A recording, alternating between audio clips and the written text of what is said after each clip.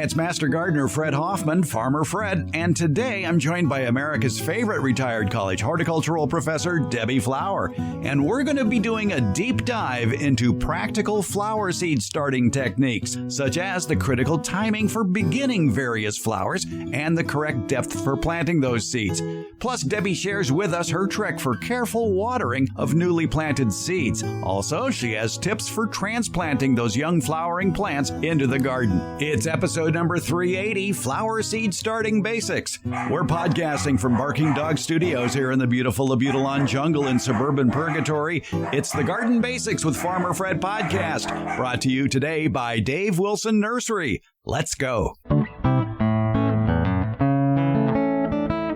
Even though it's the dead of winter, now's the time to be starting a lot of seeds. We've talked about tomato seeds and pepper seeds, edible plants. Well, what about some flowering plants? Just a show for your nose or a show to attract beneficials and pollinators that you can be planting out in spring? But you would start them from seed this time of year.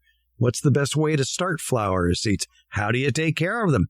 For that, we turn to Debbie Flower, America's favorite retired college horticultural professor, and I believe in your years and years and years of college education, as far as teaching goes. You have done this with students on sort of a quasi-commercial basis where part of the curriculum of the class is having a plant sale in the spring of things that you grew in the winter. Correct. Did that include flowers? Yes, it did. All right. So what kind of flowers did you work with? And this you would be doing probably with your winter class as opposed to your spring class. Well, or spring, both. But we actually had 2 plant sales a year, so I did a sale with each group each semester. The spring semester starts in January, so we would hit the ground running with peppers first, and then tomatoes. After that, we would start with the flowers. But that would still be like in February or March? Yes. Okay. So we're still pretty early. We aimed for a plant sale in April. So the seed starting was really a beginning of the semester event. Because it takes weeks, I like to have 9 weeks between, let's say, starting the peppers and then 8 weeks and the sale, and then 8 weeks for the tomatoes, and then probably 7 or 6 weeks for the flowers to get to size to sell them. So early March. Early March or mid-February. We did zinnias. There are there's so many flowers, and I get to buy the seeds. Well, lucky you. Yeah, so we had to market them, so we had to pick things that we thought people would like to grow and that would be successful for them. So we did zinnias. One thing about zinnias is you don't want them to get root bound, so you don't want them, you have to either keep moving them up really fast into bigger containers, then they cost more to sell, they use more media, etc., and it's more lab time. Take that flat or all those 6 packs of zinnias and move them up. But there are so many beautiful different zinnias and they attract beneficial insects, so they were always on my list. Sweet alyssum, which is a low-growing ground cover. It's in the broccoli family, actually. Tiny seeds. Tiny seeds, right. And it comes in colors, and some of them are fragrant. Not all the sweet alyssum are fragrant. And they attract beneficials. In fact, they're a wonderful thing to plant below roses because they attract beneficials and help keep some of the insects away from the roses. The wine grape growers here in California are using alyssum more and more along their rows of vineyards to attract those same beneficial insects to help control the pests that bother wine grapes. You call it the good bug hotel. Yeah. Yeah. Exactly what it is. Yeah. And if you're into growing, we didn't grow butterfly weed, which is something that monarch butterflies need to lay their babies on. But if you were growing that and you're trying to attract monarchs to your butterfly weed, you need to feed that butterfly that flies in. So things like zinnias attract the parent and provide a meal for the parent, and then they can go over to your butterfly weed and lay their eggs. Marigolds have many different kinds. The simple ones, meaning that they're a flat flower with only about 5 petals and a center. And they're better for attracting beneficials, but the others are so pretty. We would grow those. Cosmos, which is pink, tends to be pink, but they're pink and white, and there's some striped ones. They're pretty flowers. Nicotiana, which is actually flowering tobacco. Yeah. But it has a wonderful aroma. It does. And often it's at night. And I love the white ones that bloom at night. So when you're sitting on your summer patio at night, you can see those white flowers in the dark and experience the great fragrance.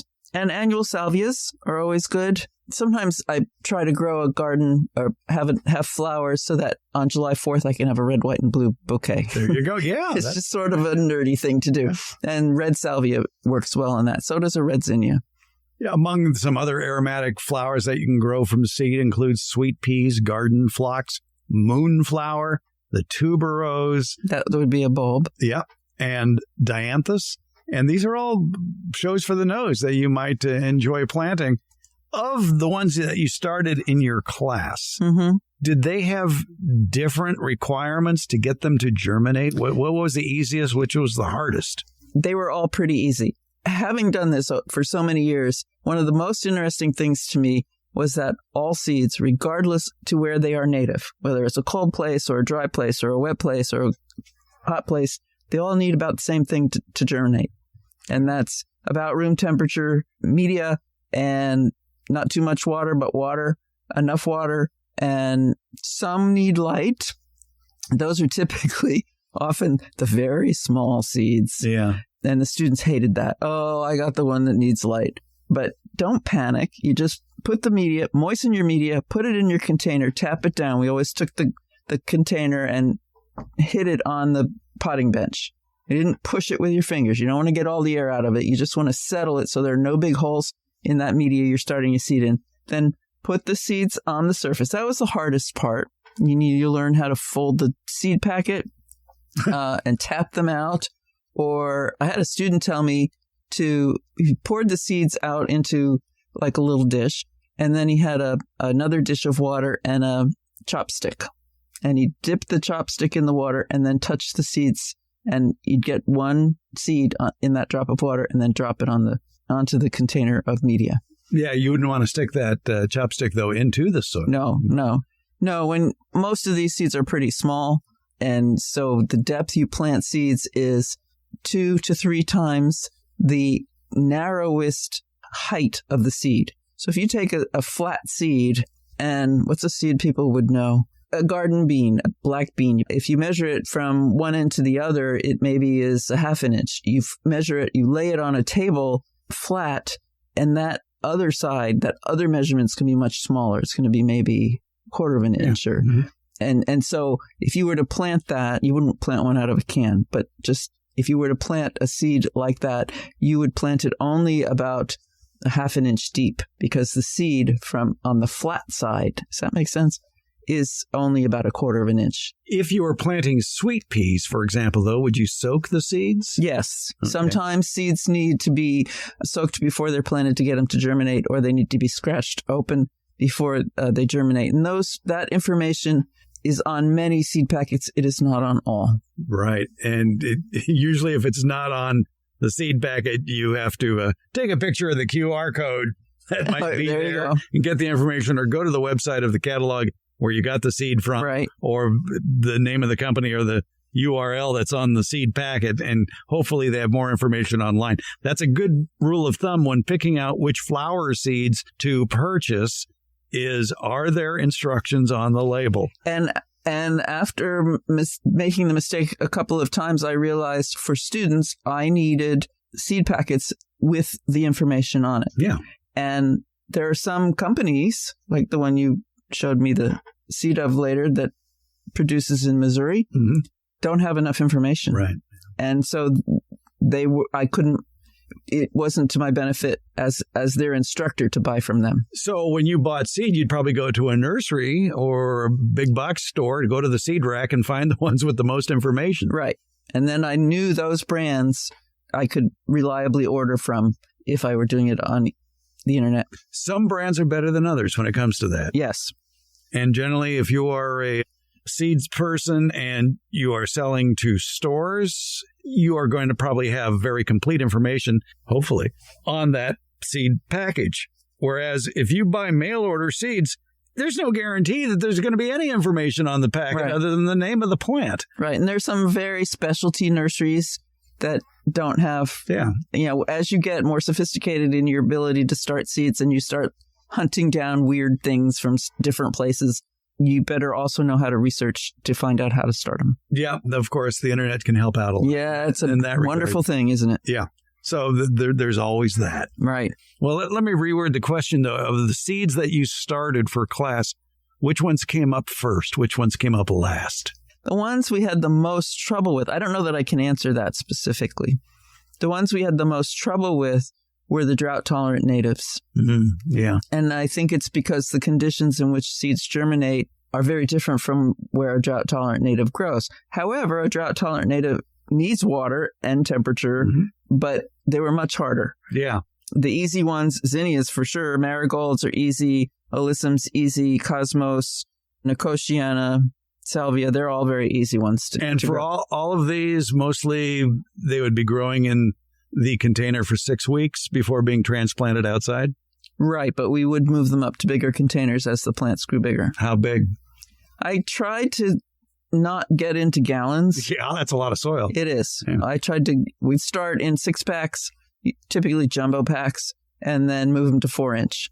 In your description there, you talked about media. So which media are you talking about? Is it one on an enemies list somewhere? Or is No, we make container media, and we actually used basically container media to start everything.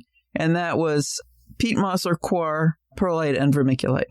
And it did have fertilizer in it at that stage. And there were a few things, and I can't remember what they were, along the way that didn't come up. And I wondered if it was that the fertilizer can hurt baby roots. Yeah. If it was the fertilizer that hurt the roots. It could have been a number of things. Too much water, not enough water. That's a good point to bring up, too, is that you don't want to love your seedlings to death. We'll wait for the dogs. Welcome to Barking Dog Studios. Thank you very much.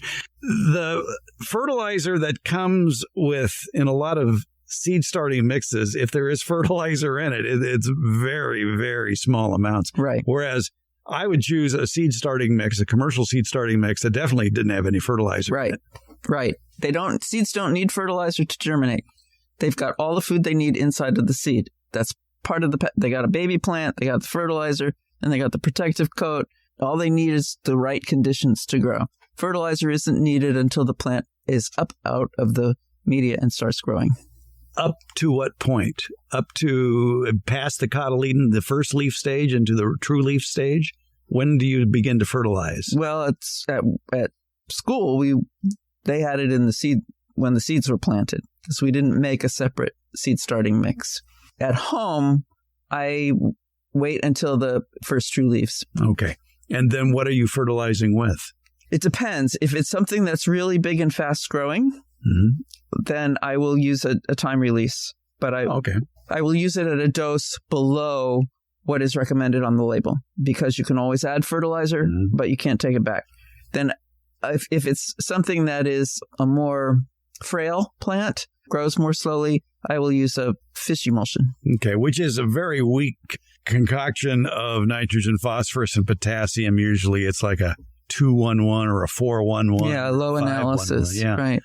And that helps ensure that you won't burn that plant. Right. And I don't use time release once I put it in the ground. I go to the organics, the fish emulsion, etc.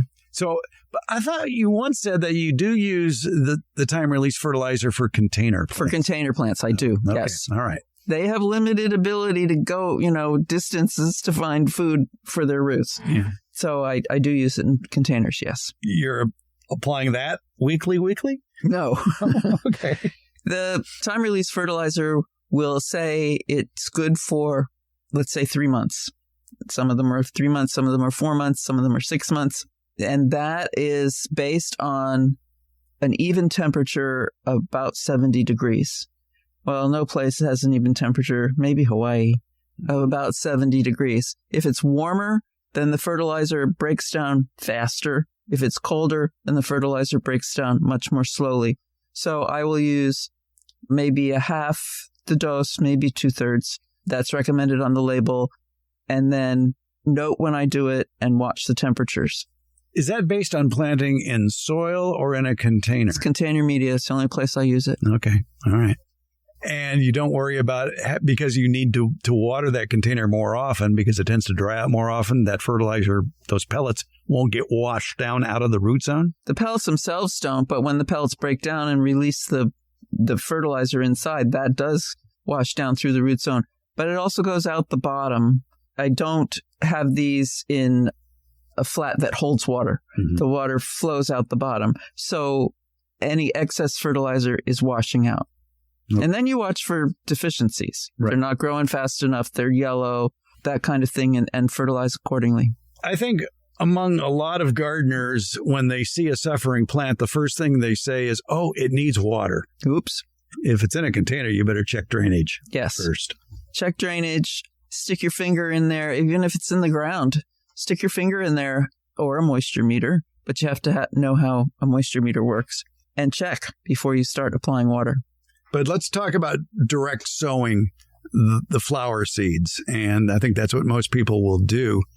And you would do that, I would think, after the last frost. Well, yes. Most of these want warmer temperatures. So you're going to wait probably till Mother's Day. Yeah. when you would be putting your tomatoes in the ground, whenever that is where you are. That's when you can start the direct seed. Some zinnias do very well that way. Sunflowers, I only like to do direct. I've tried them in containers and they just poop out when you put them in the ground. Direct seed. Tithonia, which is a sunflower-ish plant and grows quite large. Sweet peas do well direct seeded.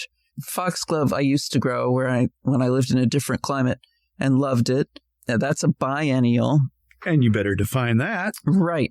An annual completes its life cycle in 1 year. And it's typically just part of that year, one growing season.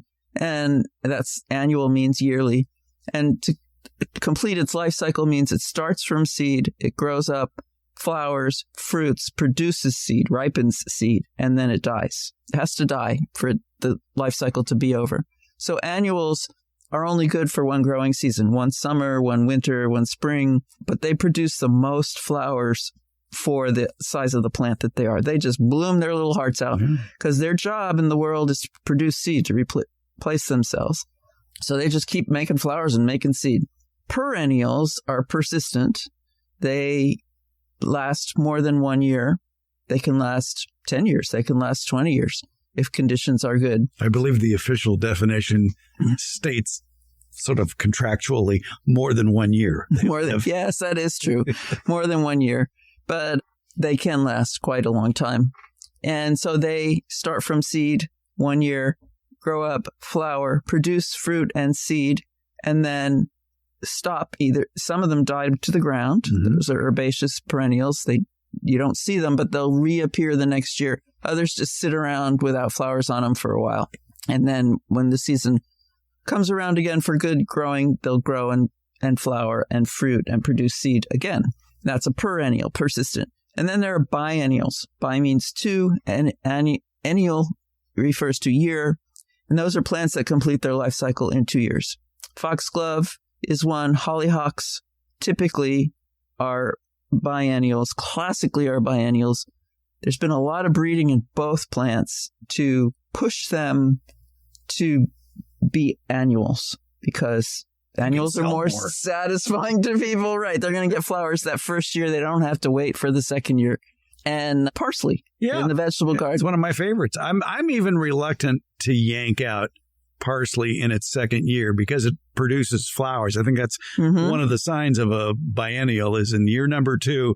If you're growing it for the leaves, in the case of parsley, they may get a little bitter, right? But the flower display is fabulous and it's attracting all sorts of beneficials. Right. And occasionally, I haven't had it happen lately in my yard, but occasionally I'll get baby plants to come from that. Oh, okay. Yeah. Some seeds that have fallen to the ground and germinated. Yes. It's probably because I'm messing too much with my soil that I don't get them, haven't gotten them lately. But yeah, so a biennial grows from seed and produces a plant the first year that's just leaves. And it often doesn't look like the final plant. And the second year, it continues to grow. But then in the second year, as you said, it flowers and produces seed. You have a small yard and you think you don't have the room for fruit trees? Well, maybe you better think again, because Dave Wilson Nursery wants to show you how to grow great tasting fruits like peaches, apples, pluots, and nut trees. Plus, they have potted fruits such as blueberries, blackberries, raspberries, boysenberries, figs, grapes, hops, kiwi, olives, and pomegranates. These are all plants that you can grow in small areas. You can even grow many of them in containers on patios as well. It's called backyard orchard culture, and you can get step-by-step information via the Dave Wilson YouTube videos. So where do you find those? Well, just go to davewilson.com, click on the Home Garden tab at the top of the page. Also in that Home Garden tab, you're going to find a link to their fruit and nut harvest chart. You can be picking delicious, healthy fruits from your own yard from May to December here in USDA Zone 9. And something else you're going to find in that Home Garden tab. You're going to find the closest nursery to you that carries Dave Wilson's quality fruit trees, and they're in nurseries from coast to coast. So start the backyard orchard of your dreams at davewilson.com. Let's get back to our conversation with Debbie Flower about flower seeding. And this time we're going to tackle just how the heck do you plant a wildflower mix? One very popular flower to plant is not really a single one. It's usually a mix, a wildflower mix. And a wildflower mix is a little special in that, A, you are going to direct sow it into the garden at the right time of year for it to either germinate or wait till spring to germinate. But it might be planted during your rainy season. Like here in California, if you're going to start a wildflower garden, you're going to do it as the rains become more consistent, which may not be until November or later and last through February or so. Right. And even though it's still a little cold outside, it's not freezing, but that gives the plant a better chance to germinate. Yeah, whenever we direct seed, we want to prepare the soil, roughen it up.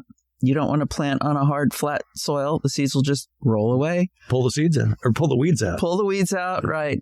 Roughen up the soil, maybe add amendments. I'm not a big fan of that. And then plant the seeds and then cover them over. And then you have to make sure they stay moist until you know that they're established. And spacing is critical in direct seeding. That's the hardest thing for me with a mix. It's a mix of plants of different sizes. And some will germinate before others. Some will germinate before others. You typically want the tall ones in the back and the short ones in the front, and you want them spaced enough that they can become a mature plant. And when people say, well, how much is that? And seed packets often don't tell you how wide a plant will get. They tell you how tall. And if they don't tell you how wide, then assume it'll get just as wide as it's going to get now. Yeah. Now you have to explain to people why you're not a big fan of soil amendments in starting a new garden like that. Well, the roots of a plant go, the typical for a tree anyway, is 2 to 3 times away in distance away from the trunk as the plant is tall. So that means if you have a 10-foot tall tree or shrub, the roots in all directions will go 20 to 30 feet away from the plant. Is that true with annuals too? No, annuals, they do spread, but not as far as with a tree. But they do spread. Yeah. And so if you're going to amend, you have to amend the whole root area. We should point out too, for annual spreading, if it was planted correctly, they'll spread. If you take a cramped annual out of its little 6-pack and it's just a mass of roots and you don't try to separate those roots out and just plunk it into the soil, you just might have a stunted plant. Right. So how do you free up roots? I cut them. You cut them? Okay. I cut them. Well, but through the side. I cut down the sides. If it's just like out of a jumbo pack, a really little, that's like 1.5 inches, 2 inch. Yeah. I'll just cut it in half with my pruning shears or a pair of scissors right across the bottom and maybe about halfway up the depth of the media. Okay. Because it's so small. Grab or throw your fingernails through the sides? I don't like to pull because it's like pulling your hair. Yeah. It goes all the way to the attachment to the plant. I would rather get a clean cut. The plant has a better ability to close that wound that you make with a clean cut than it does one that's ragged from pulling. And you'll get new roots growing from behind the cut. then how do you get any satisfaction of dirt under your fingernails? Oh, it's all dirty process. All right. So planting flower seeds, it's pretty simple. They shouldn't be planted until after the alleged last frost. Ensure your planting location gets the right amount of sunlight for the seeds. That's, again, yes. That information should be on a seed packet. Should be on the packet. Yeah, part shade is 6 to 8 hours of dappled sun. Dappled sun. Okay, full sun is 8 or more hours of direct 6 to 8 hours of direct sun. Okay. Shade is shade, or is shade include a couple hours of sun? Well, there's shade and there's deep shade. Okay. So it gets complicated. Yeah, thank you for that. Yes, it's all right. So hopefully that information is on the packet. Usually if it's a wildflower mix, those require full sun. I think they do try, if they make a wildflower mix, it'll say if it's for sun or yes, shade. Right. Yeah. And one good thing to do if you're planting a wildflower mix is to put some seeds in a container where you can tend it and watch them grow, because weed seeds are going to come up in that wildflower mix, and you want to know which one is the weed and which one is the desirable wildflower. And so if you start some in a container and use sterile media, there should not be any weeds in there. And so you can... Should. Right. It's the operative word. Yeah, right. Yeah. You can compare what's in your container to what's outside and hopefully figure out what's the weeds and pull them out. That is a good tip for planting a large wildflower garden, is to make it a 2-year process. You buy 2 packets or 2 pounds of, or not 2 pounds, but they sell them that way. I know. Well, instead of buying, out of that 2-pound bag, take a small sample the first year and plant a scattering of it in that container and monitor it for the year to see what comes up. Mm-hmm. And that way you can have an idea of which are the weeds and which are the flowers and how much space they'll need. And then in year 2, if you've got that acre you want to fill with wildflowers, well, then now you have an idea of what's what. Right. As they come up, because I just do it at the only times I've done it, I just did it at the same time. So the container and the outdoor planting at the same time. Because you can watch the seedlings. Seedlings don't always look like the plant. So you can watch the seedlings in the pot and then go out and look at what's in the ground when it comes up. And you can also see which pests come by. Yes. Yeah, if that happens as well. All right, so full sun, part shade, full shade. You've prepared your soil. Did you break up the soil? Did you mix it in compost? Debbie wouldn't, but you could if you wanted to. Right. But not more than, 20%? Right. Go much wider if you're going to do it, and in all directions than where the seeds are going to go. Yeah, exactly, yeah. The root area of that plant is going to take up a much larger space than that plant is going to take. Right. And if you're doing a raised bed, then you just do the whole raised bed. Yeah. I have no objection to that. Watering has to be consistent. Yes. Especially for wildflowers, or anything in containers for that matter. Sometimes the seed packet will tell you how far apart and how deep to plant the seeds. Sometimes it won't. Sow seeds densely only if you plan to thin the seedlings later. And that's with the scissor. Right, with the scissors. Yeah, you don't want to pull them out of the ground because you might disturb the roots of the plant you want to keep. Here's something we didn't talk about in any of the things that we've talked about with seeds, and it's important because it gives you a chance to talk about the Dram 1000, is how you water a seed bed, that a newly planted seed bed where the seed is invisible, the plant is invisible, but it's there, and you need to keep it moist. How do you keep it moist without moving those seeds around? Well, I always cover my seeds with vermiculite, and even when I've planted it outside in the ground, at first, when you first plant them in the field, the vermiculite will shine and you can see where you've put the seeds. So you have to be able to identify where they are. And then I'll use a hose with a Dram. Dram is a brand, DRAMM. Rose is what it's called on the end of the wand. And it has very fine holes in it. And I think they actually call it a water breaker. Yeah, I guess that is. Yeah. But on a watering can, it's a rose. Yeah. Okay. And on the end of a hose, it's a water breaker. It's a water breaker. But the key is the fact, I mean, the Dram 400 does a good job too. Now we sound like we're pushing cars or something. But the Dram 400 has a lot of holes too. And describe your tip for how to water that seed bed with that.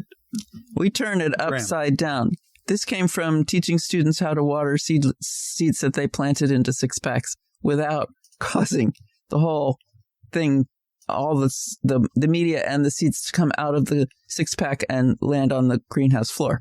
So we want to take the wand that's on the end of the hose and have a breaker that has tiny holes. And Dram makes one with 1,000 tiny holes in, what is it, about 2 inches?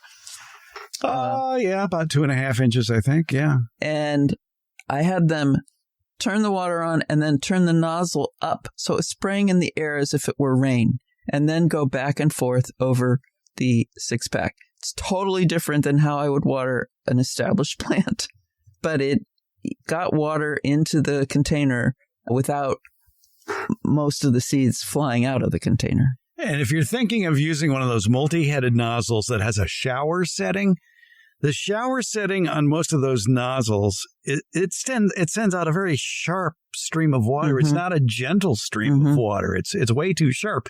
Whereas with the Dram 1000, and I guess if there's another manufacturer with 1,000-hole water breaker head, right, it too would produce that very soft flow, right, which is what you're looking for. It's what we're looking for, right. The other thing we had available to us was a fog water breaker, but it took so long. Because it's a mist. It's a mist. Yeah. And I have 30 students who need to water, 6 packs each, and it didn't work. If you were really patient, the fog would work too. Wow, I just found a water nozzle here with 2,000 holes. Woo. Wow. I didn't know about that one. Yeah, I'm not sure it wouldn't be very... Oh, I see. It comes with a filter. I was going to say, I bet that would jam up like crazy. Right. Filter would be required. Yeah, all right. So that's interesting. Yeah, this is one of those devices, really. If you grow plants from seed, and especially if you direct seed, and that could be for anything you grow, not just flowers, but vegetables as well, is you want that water breaker nozzle for the end of your hose. Right. If it hits too hard, your seeds will go flying up in the air and land somewhere else. And if it rains, they will do that too. Yes, which is why I put the vermiculite on top. Seeds get buried. Most seeds get buried, not all. Yeah. But I still put the vermiculite on top as protection. Would you put a row cover over it? I've never done that. Well, I've done it. Not really a row cover. I've used newspaper. Okay. Oh, your hats. Yes. No, this was just laying flat newspaper. Oh, okay. When I'm planting in a particularly hot and dry time of the year. It's not really ideal for starting seeds, but I need something to cut the solar impact, so stop the sun, and to hold moisture. And wet newspaper will do that. Now explain to people what a newspaper is. I still get one. Only on Sunday, though. All right, fine. All right. So there you go. It's amazing what you can grow when it comes to flowers from seed, and they'll all do well. And you have your list of the ones that do best. You had zinnias and marigolds. And what else there on your list? Tithonia, alyssum, direct seeding sunflowers, cosmos, nicotiana for fragrance. I didn't mention scarlet runner beans. They are inedible, but they are a very vigorous, and they're vine, and they are non-toxic. I found this out when my son was in a daycare in Nevada, and the playground was gravel, and it faced due west of a brick building, and it was surrounded by a parking lot and a cyclone fence. It was brutal. And so I asked if I could plant something on the fence. And of course, I'm doing this for all the kids in the daycare. And I don't want anyone to eat anything or touch it and have a problem. So I did lots of research, and scarlet runner beans are totally non-toxic. The leaves, the pods, the beans themselves, and they're pretty. The pods are pretty, the beans are pretty, and the flowers are red. And the kids just loved it.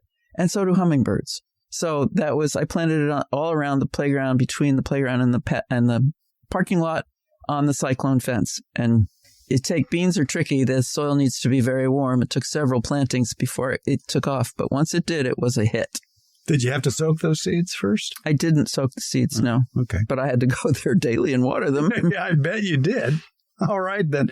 Flower seeds, if you've never grown it from seed, again, just like tomatoes or peppers, you're going to find varieties that you've never heard of before, some spectacular varieties. Zinnias, zinnias is an easy flower to grow, but the varieties carried at a nursery are very limited. Whereas in a catalog, I mean, you're staring pages and pages and pages. Yeah, those are beautiful. Those are a couple of zinnias sitting right there on the windowsill there that from my cut flower garden. And those are the Zowie yellow flame zinnia. They are gorgeous. And you're not going to find those at a nursery. You're going to have to grow those from seed, but it's worth it. It's a long season of brilliant red and yellow color. Right. If you like zinnias. There. Have we satisfied people's seed planting needs? I hope they'll ask questions if we haven't. Yes, exactly. Thank you very much for that. Debbie Flower, thanks so much. You're welcome, Fred. Now I'm thinking this chair is going to be squeaking. It's like my shoes.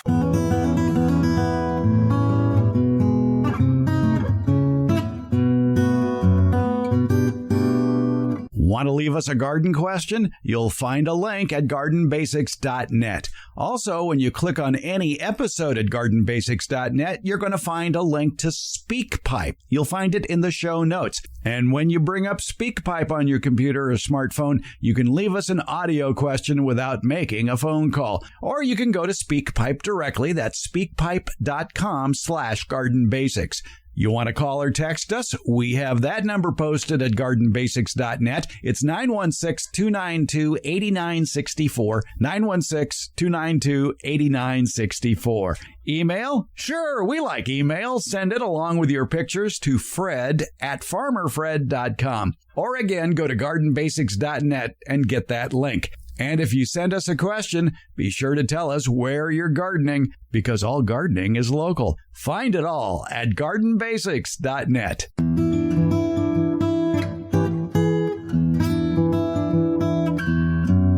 Garden Basics with Farmer Fred comes out every Friday, and it's brought to you by Dave Wilson Nursery. Garden Basics is available wherever podcasts are handed out. For more information about the podcast, as well as an accurate transcript of the podcast, visit our website, gardenbasics.net. And thank you so much for listening and your support.